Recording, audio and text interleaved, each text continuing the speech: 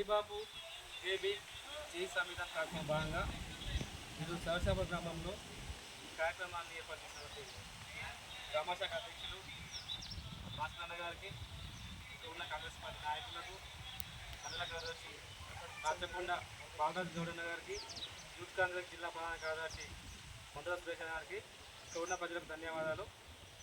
అలాగే కర్రపాటి కృష్ణమయ్య గారికి, అలాగే ఇక్కడ ఉన్న మహిళలకు అందరికీ ధన్యవాదాలు. ఈ కార్యక్రమం ఉద్దేశించి యూత్ కాంగ్రెస్ జిల్లా మాజీ కార్యదర్శి మండల సురేష్ అన్న గారిని 2 నిమిషాలు. ఈరోజు సదర్శాపురం గ్రామంలో జై బాపు జై భీమ్ జై సంవిధాన్ అనే కార్యక్రమాన్ని తీసుకోవడం జరిగింది. ఈ యొక్క కార్యక్రమానికి కోఆర్డినేటర్గా సుంకిశాల అనిల్ గారిని నియమించడం జరిగింది.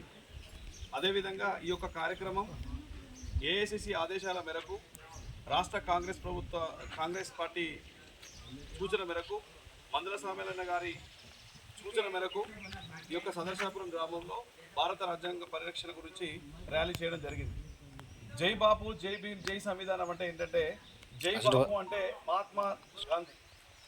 మహాత్మా గాంధీ ఎట్లయితే అహింస శాంతి సిద్ధాంతాలను తీసుకొని బ్రిటిష్ ప్రభుత్వంపై మెడలు వంచి స్వాతంత్రం తీసుకొచ్చిండో ఆ జై బాపుని తీసుకుంటూ, అదేవిధంగా జై భీమ్ అంటే అంబేద్కర్, డాక్టర్ బిఆర్ అంబేద్కర్ భారత రాజ్యాంగాన్ని రచించారు.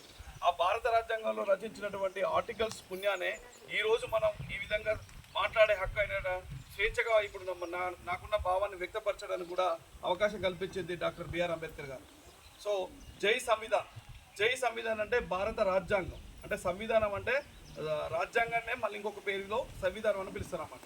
అయితే ఇప్పుడు ఈ కార్యక్రమాన్ని తీసుకోవడం గల కారణం ఏంటంటే, బీజేపీ ప్రభుత్వం మోడీ ప్రభుత్వం ఏమైందంటే, దాంట్లో ఉన్నటువంటి అమిత్ షా గారు రాజ్యసభలో జై భీమ్ జై భీమ్ జై భీమ్ అని ఎందుకంటారు? ఊకే ఓ దేవుణ్ణి మొక్కితే పుణ్యం అని వస్తుంది, జై భీమ్ మొక్కితే ఏమొస్తుంది అనే ఒక విడ్డూరమైన చర్య చేసినటువంటి అమిత్ షాని కించపరిచింది కాబట్టి, అంబేద్కర్ని కించపరిచింది కాబట్టి, కాంగ్రెస్ గవర్నమెంట్లో ఉన్న ప్రతి ఒక్కరు, రాహుల్ గాంధీ గారు అందరూ కూడా వినతి పత్రాలు ఇచ్చి ఎన్ని రకాలు ఇచ్చినా అమిత్ షా మీద యాక్షన్ తీసుకోమంటే ఎలాంటి యాక్షన్ తీసుకోకుండా, ఆయనను సస్పెండ్ చేయకుండా పార్టీ నుంచి వెళ్ళి అట్లే ఉంచినందుకు మన రాష్ట్ర కాంగ్రెస్ పార్టీ మరియు ఏఐసిసి ఆదేశాల మేరకు ఏం చేశారంటే, తప్పకుండా మనం అహింస శాంతి సిద్ధాంతాలనే నమ్ముకొని జనాల మధ్యలోకి వెళ్ళి జనాలకే వివరణ చెప్తే, జనాలందరూ కూడా ఏంటంటే, జనాలు ఎందుకు చెప్పమంటున్నారంటే ఓటు హక్కు. సో మనకు ఇచ్చింది ఓటు హక్కు, ఓటు వేస్తేనే ఇలా ప్రభుత్వాలు నిలబడుతున్నాయి, ప్రభుత్వాలు కూలిపోతున్నాయి. సో అలాంటి ఓటు హక్కు వేసే ఓటు ద్వారానే ఈరోజు బీజేపీ గవర్నమెంట్ కేంద్రంలో ఉంది. సో అలాంటి కేంద్ర ప్రభుత్వం ఉన్నటువంటి బీజేపీని ఈ ఓటు హక్కు ద్వారా మనం వాళ్ళని తగ్గించాలి. అంటే వాళ్ళని ఓడగొట్టేసి రాష్ట్రంలో అయినా కేంద్రంలో అయినా కాంగ్రెస్ గవర్నమెంట్ వచ్చిందనుకోండి, తప్పకుండా భారత రాజ్యాంగాన్ని పరిరక్షించడంలో ముందుంటుందన్న ఆలోచనతో ఈ యొక్క కార్యక్రమాన్ని తీసుకోవడం జరిగింది. ఇలా మనం ఓటు హక్కు వేస్తున్నాం. ఓటు హక్కు మనకు కల్పించింది డాక్టర్ బిఆర్ అంబేద్కర్ గారు. ఆ ఓటు హక్కు వల్లనే ఇలా ఎవరైనా సరే రాజ్యాంగంలో ప్రభుత్వంలో నిలబడగలుగుతున్నారు. ఆ ఓటు వేయకపోతే ఎవరికి రాదు. ఆ ఓటే మనకు ప్రాధాన్యం. ఇంకొక చిన్న విషయం ఏంటంటే, ఇలా మనం ఈ కార్యక్రమం చేస్తున్నాం కాబట్టి కంపల్సరీ ప్రతి ఒక్కరు కూడా భారత రాజ్యాంగం గురించి తెలిసి ఉండాలి. ఇలా బీజేపీ ప్రభుత్వం ఏం చేస్తుందంటే, కులాల మధ్య మతాల మధ్య చిచ్చు పెడుతుంది. మతాల మధ్య చిచ్చు పెట్టి ఏం చేస్తుందంటే, పెద్ద బడ నాయకులు అదాని అంబానీ ఇలాంటి నాయకులకు కోట్లు దోషిపెడుతుంది. ఇలా మనం ఒక బ్యాంకులో రుణం తీసుకుంటే 1 లక్ష రూపాయలు తీసుకుంటేనే మెడలోంచి మరీ వసూలు చేస్తున్నారు. అదే పెద్ద నాయకులు ఎవరు అదాని అంబానీ లాంటి వాళ్ళు 16.03 లక్షల కోట్ల రూపాయలు తీసుకుంటారు. వీళ్ళంతా ఎగ్గొట్టిరు ఎవరికి? మన గవర్నమెంట్.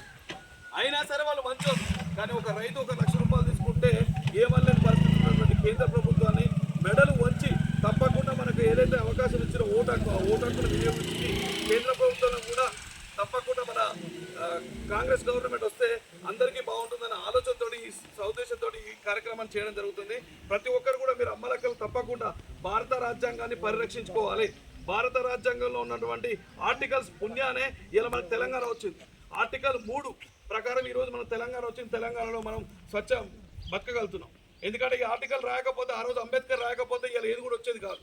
సో అంబేద్కర్ అనేటోడు మనకు దేవుడు లాంటోడే, దేవుడి కంటే దేవుడు లాంటోడే తప్పకుండా. ఎందుకంటే జై బాపు జై భీమ్ జై సంవిధాన్ ఈ యొక్క 3 కార్యక్రమాలు కూడా తప్పకుండా మా జనాలకు తెలియజేయాలనే ఉద్దేశంతో ఈరోజు మనం సదర్శాపురం గ్రామానికి వచ్చినాం. ఈ సదర్శాపురం గ్రామంలో మాకు సహకరించినటువంటి కాంగ్రెస్ కార్యకర్తలందరికీ కూడా పేరు పేరును కృతజ్ఞతలు తెలియజేస్తూ థ్యాంక్ యూ.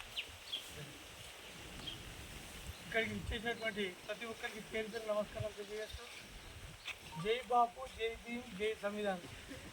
ఈ కార్యక్రమానికి ముఖ్యంగా రాహుల్ గాంధీ గారు ఏదైతే జూడో యాత్ర పాదయాత్ర ద్వారా కన్యాకుమారి నుంచి కాశ్మీర్ వరకు వచ్చి దేశంలో జరిగినటువంటి అసమానతలు అయితేనేమి కులాల మతాల మధ్య జరిగినటువంటి శిక్షలు వీటిని బీజేపీ గవర్నమెంట్ బుద్ధి చెప్పడానికి ఉద్దేశం.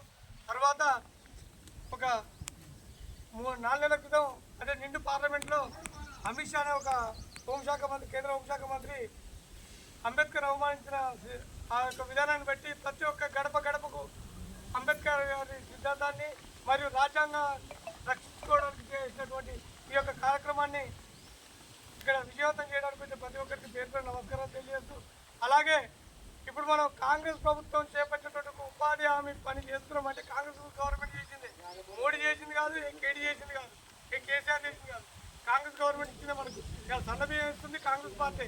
ప్రతి ఒక్క విషయాన్ని మనం గడప గడపకి ఇక్కడ రాజులైనా సరే వచ్చిన వాళ్ళనే వాళ్ళకి తెలియజేస్తూ ఇలా సన్నబియ్యం ఇచ్చిందైనా సరే ఉపాధి హామీ పెంచిందైనా సరే కాంగ్రెస్ పార్టీ అనే విషయాన్ని ప్రతి ఒక్కరు గుర్తు చేసుకుంటూ, అలాగే రాజ్యాంగం మీద జరుగుతున్నటువంటి బీజేపీ చేస్తున్నటువంటి నరేంద్ర మోడీ చేస్తున్నటువంటి ఆయన ద్వయం చేస్తున్నటువంటి ఒక వ్యతిరేక విధానాలను ప్రతి ఒక్కరు గడప గడప చేరవేయాలని, అలాగే మా కాంగ్రెస్ శ్రేణులకు కూడా ఇదే పిలుపునిస్తున్నాం.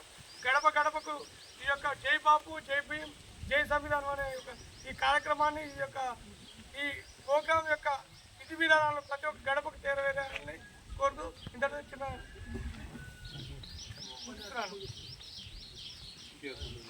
గ్రామంలో మాట్లాడాలి.